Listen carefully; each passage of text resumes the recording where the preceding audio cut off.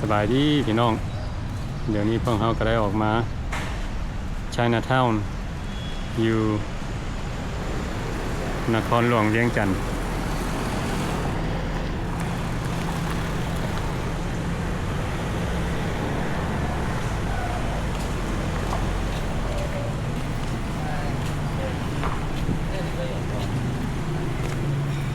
วันนี้พวกเราสิออกมาช้อปปิ้งอันนั้นก็เป็นตึกใหญ่ที่เพิ่นกำลังสร้างทางในนี่แม่นยังนี่ช้อปปิ้งมอลวันนี้โอ้มาเบิ่งดูช้อปปิ้งมอลของเพิ่นไปให้ไปนี่หลายเป็นระยะ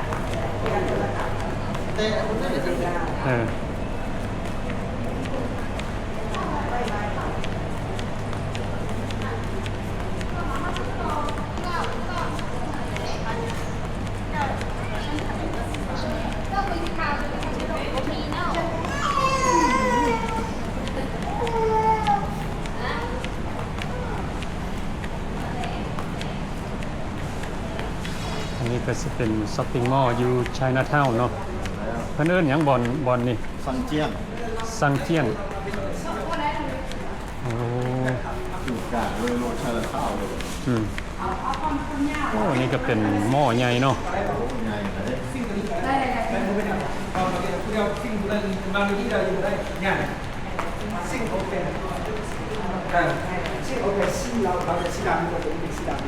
ระบบเขาต้องใช้อีแตกกันคนลาวอยู่นี่เดี๋ยวเอาไว้นี่ใส่เกือบแทนคนลาวแท้อยู่นี่ต้องใส่ใส่เกือบซุปเกือบแหล่งสนามยาแล้วเอาคนมันนอกเลยนอกเข้าทุ่งเลยว่า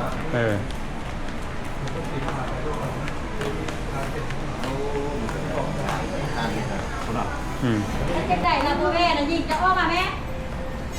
แม่เนาะนี่ค่ะใส่ร้านจัดเน้นตู้ใส่เสื้อมีเป็นพูด10เอา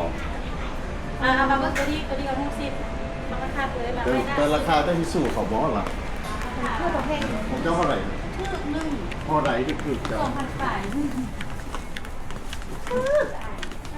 ยิงมาแล้วแม่ไอ้เป็นแม่วัดเขาได้ราคาเท่าไหร่นี่ตัวนี้ป่ะจริงตัวนี้เท่าไหร่ก่อน8เหรอส่งเม็ดยังไม่เหนียวแม่เดียวโอ้ยถึกยังไง2เดือนเด้ออันนี้มาราคาที่สู่กับเจ้าบอสทั้งเศษไม่เป็นโอ้หัดจังบุสู้ใช่ไหมเป็นยังแพงพวกเขา500,000กี่อยู่เท่าไหร่ก่อน500,000แล้วคุณเลยดูดิทั้งขายเลยดิหาเจหาด้วยแล้วมองประตูออกหาหลงขายตรงนี้คิดไปแล้ว500,000นี่เบิ้งมาเมยก็ได้เมยรู้ได้เจ้าก็ได้เขาเหมือนโอเคขนาดไม่ได้ให้เราไปซื้อมาหลายเท่าไหร่ซื้อ4อ่ะ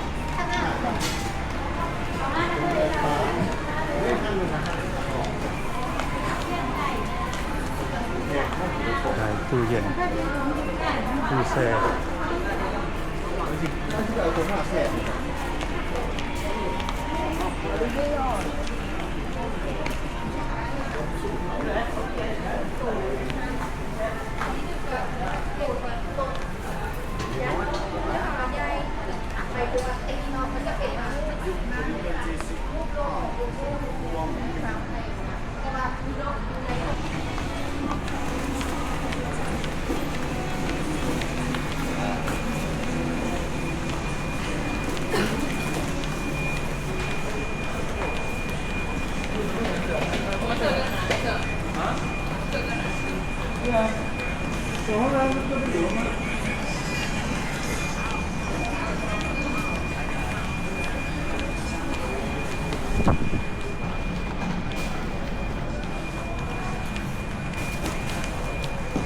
มาเบิ่งเพิ่นมีจักสั้นเลยนะ1 2 3 4สั้นตัวนี้ขายรถจักรรถไฟฟ้า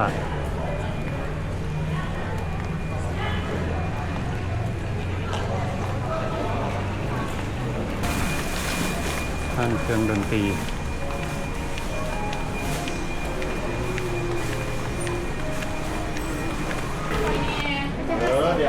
อะไรเบิ่งอยู่ กูบ่ซื้อห้านนี้บ่ได้ฮะ ซื้อเข้าไปทำงานนั่นนี่นะ มีบ่ได้ค่ะ ซื้อตัวอันนี้ห้านเท่านี้ อันนี้จะใส่ไหน ซื้อไทย ชุดเท่าไหร่ เขาจะถามใหม่ยังไงนะ เย่ มีตู้มันนำบ่อน แม่นไปแล้ว ซุปก็เสร็จหน้าตั้งไว้ก็อันนี้มาก มันบอกก็เสร็จแล้วเอาตัวแม่สาวนะรักหลายที่ไม่มีตั้งเป็นถ้วย ห่วงซ้ำนี่ รองแม่สาว ช่วยเด็ดเสื้อ เอ้าจับประจำเขาเคยต่อกันล่ะ ซื้อแบบนี้ห้านเนาะ เท่าอ่ะ ชุดนึงเนาะ พูดเล่นเลยถ้าอารมณ์ ท่านเคยซื้อออกมึงใส่มือแล้ว โอ้ฮะ 950,000 ประตูพี่น้องเลย เราลดให้500,000ล่ะ ก็กันอยู่นั้น เออก้อนผมจะเล็กแข่งก้อนหมด แม่ตัวแยกก็ตัวให้ เอาดึงใจน้อย เอาแบบนี้เนาะชุดนึงเนาะ จะมองยูฟีฟูโนตคือหลายตัวนั้นจะให้ เดี๋ยวไอ้คลิปก่อน คลิปโดนคลิปเอาเลยไปเลย ใส่แล้วตัวมันนี่ใส่ อยู่มันนั้นถ้าว่ากันทีแล้ว ยากไป เพิ่ เพิ่ ง ม ไป ไป ไว้ ไว้ ที่ไหน ป้าไปนี่ตั้งไปไหน แบบบ่ล่ะ ก้อนก่อนเอาละจริง ตั้ มั้ ง ย เกิดปักไตตัวกับปักไตเส้นหรือ ครับแล้วจะกิโลหนัก 100โล ยังบำรุงมือลายขึ้นตุ้ยก็ได้การในการจะตุ้ยลายน้ำได้ หนัก100โลก็ได้ สิเอาละสิ ทำ มา ไม หาเด้ นี่ อ ได้2คนนะ ไปกับเจ้านำนำกันพอดี เอาไอ้นั่งไอ้เจ้ามานั่งตักไอ้ลงมา ตัวดีทักเลย เนี่ยคุณที่กับจุดเจ้าอีกมันนี่นะ อืม ต่อสายโตๆไปมันไม่ละ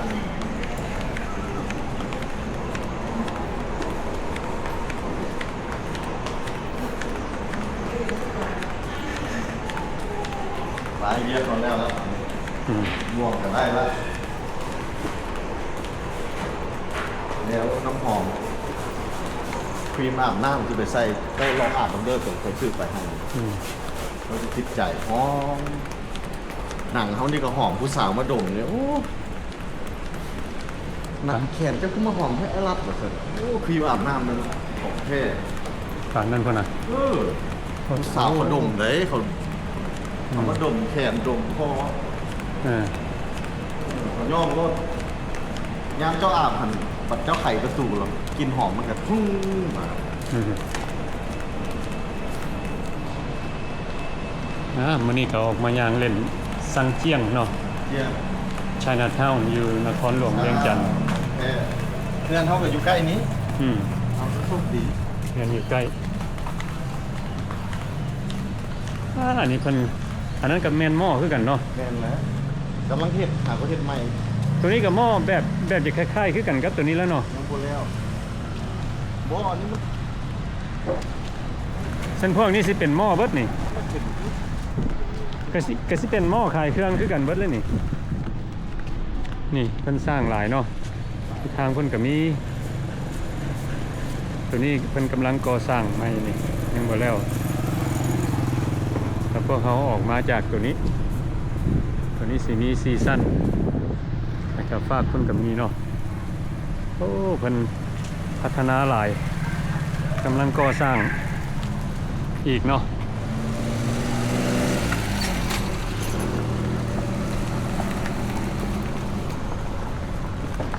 โอเควิดีโอนี้ก็ได้มาถ่ายฮะโอเค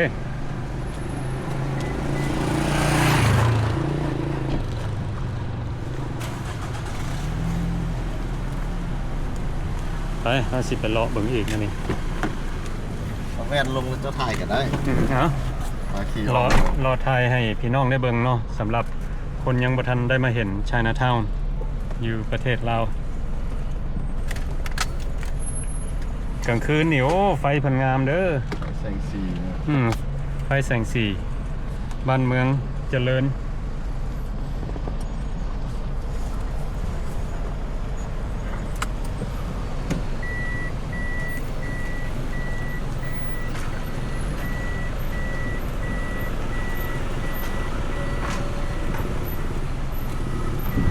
คนก็มีรถ3 ล้อแท็กซี่ แล้วก็เราปลูกหมดแล้ว ทางนี้ยังบ่แล้วเนาะทุบสิเฮ็ดใหม่ ตัวนี้ก็ทุบแล้วแล้วเฮ็ดใหม่กำลังสิแล้วเนี่ย โอ้ ทุบตัวเก่าออก สาธุตัวนี้เป็น building ใหม่บ่ เดี๋ยวดึงใหม่แล้วเฮ็ดยังบ่แล้วถึง โอ้ building ใหม่เฮ็ดยังบ่แล้วบางห้องเพิ่นก็เตรียมแล้วเนาะ โอ้ แล้วก็มาจับจอง อืม แล้วมันมาตะจีบอยู่แล้ว โอ้ ลงอยู่เทิงกับที่นอนอยู่เทิงกันเลย เป็นบ้านอยู่เลยเนาะ ครับ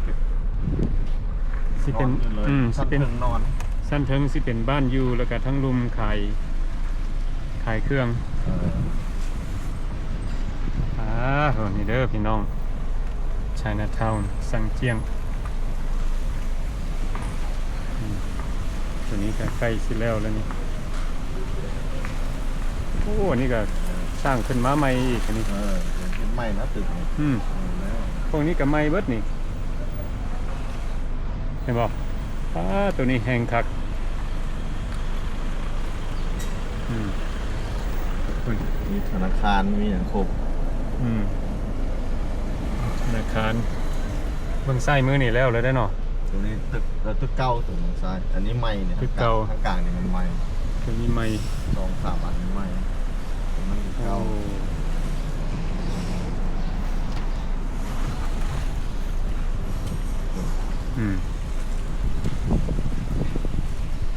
ถูกกำลังก่อสร้าง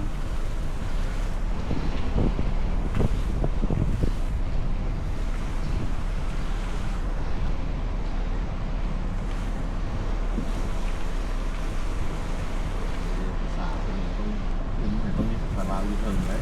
โอ้มีภาษาลาวภาษาจีนเนาะ ต้องมีภาษาลาวอยู่เทิง ต้องมีภาษาลาว แล้ว เป็นอย่างคือว่าต้องมีภาษาลาว ว่าอันนี้ประเทศลาวเด้อ โอ้ มันบ่มีมันมาคือออกอยู่แล้ว โอ้ คือระเบียบกฎหมาย กฎหมายกฎระเบียบกันเนาะ โอ้นี่เป็นมื้อหน้าเอามากินหมดมันบ่เกินอยู่แล้ว โอ้ยังมาเกิ แซ่ ด บอยู่เด้อนะว้าวผู้ดักใส่กับเป๊ปซี่น่าใหม่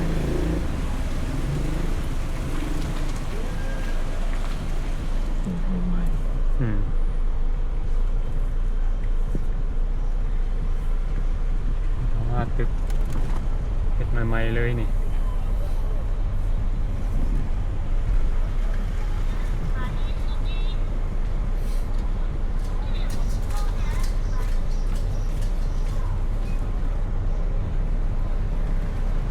ปวด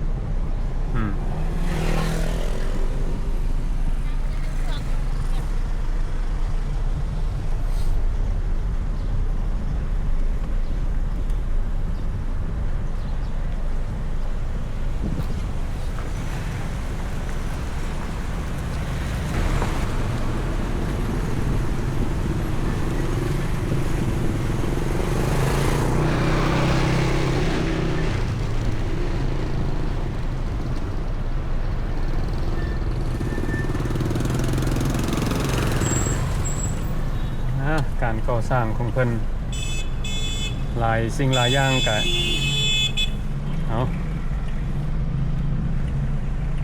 หลายสิ่งหลายอย่างกันยังสิบ่แล้วง่ายเนาะ กำลัง เพิ่นกำลังก่อสร้าง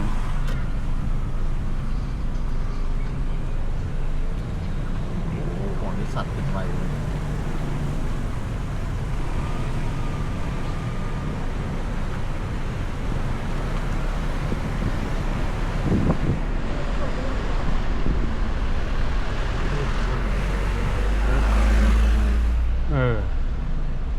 แล้วเข้าไปจะเบิ่ง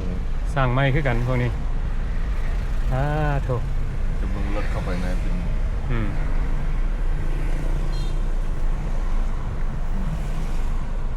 ทางในเพิ่นอีกเนาะ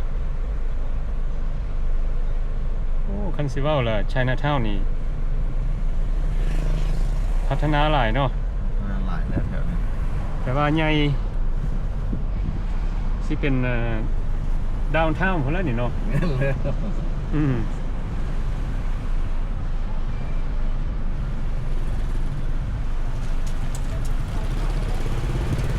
อ๋อนี่เป็นตั้งไม่ใช่มันตึกใหญ่ก็ขึ้นเลยนะ อืม ใช่ขึ้นรถ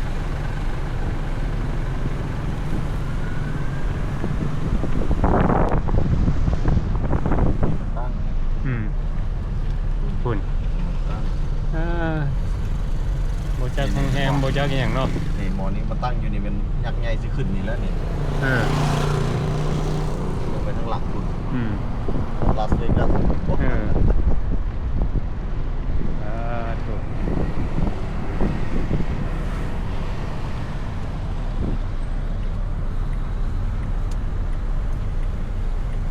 โอ้รถติด อืม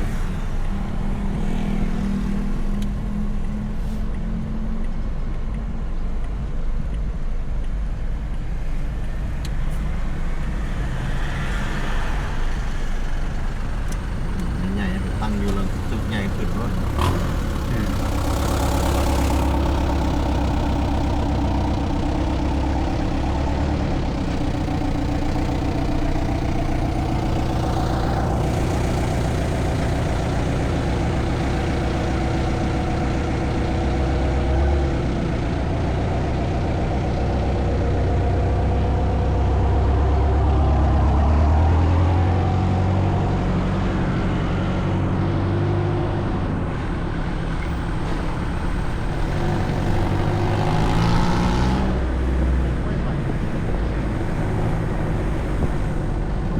ปุ๊บขึ้นมาเลย มือเดียวแล้วเนาะ เดี๋ยว นี่แหละการ ไหล ก่อสร้าง แล้วดิวแปะห้องเงินเอาตึกตื่นมา6:30ตอนเช้ามาแลนกับหมาพนักงานเขาจะมาเรียกล่ะ อืม ตึกตักเลยงานมันเริ่มเรียกแต่6:00เช้าผมก็ เออเขาเจ้าน่ะ มีหลายกะเว้ย การคุมเรียกได้ดี เมื่อคืนก็เฮ็ด อืม เช้า6:30แล้วมาเฮ็ดกันละ นี่สิเป็นห้านอาหารใหญ่เนาะ มัดสมดาว อืมส้มดาว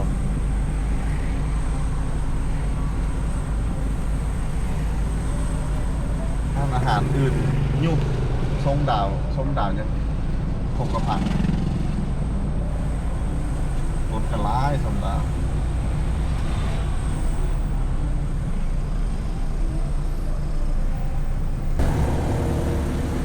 โอ้ยตะกี้มีแต่ตัวนี้เนาะ นี่คือพระเอกนะตอนนั้น เออผู้เดียวยืนอยู่ผู้เดียวเนาะตะกี้ ผู้เดียวเราเคยมาไปคนงาน โอ้สวยงามแล้วตัวนี้มาตั้งขึ้นเนาะน้องใหม่น้องใหม่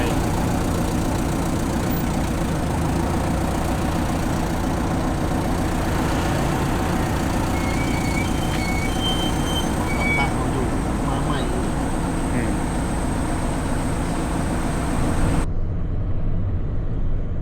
นี่ก็เป็นตึกใหญ่ มันลามมาพี่เด้ใช่นะ อื ลาม ม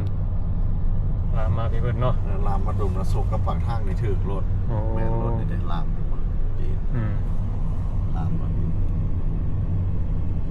มันนี่จะมาขึ้นนะนี่นะ อืมกำลังสิก่อสร้างอันใดหนึ่งเนาะตัวนี้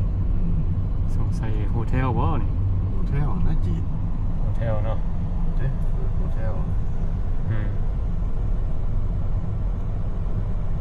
ใช่นะเท่าสังเจียงมันอยู่เตสองเลยแล้วมันเต็มหมดแล้วมันเนี่ยเตสอง อืม มันลามต่อมากับเป็นดงละซกแล้วก็ปากทางเขานี่อยู่ปากทาง อืม นี่ลามมาหน้าบ้านเขาเลย อืม เทคเปิดไม้เทคจีน อืม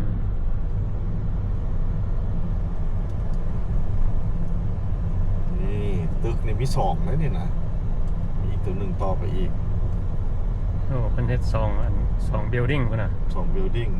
ในบ้านวา โอ้ บ้านวาให้ฟังมีสองในไอ้หลัดมาสั่ง เออ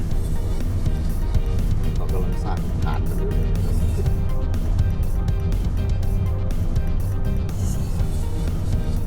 แถวนี้เพิ่นให้ สูงแต่พอนี่มันอยู่ใกล้เรือนนอน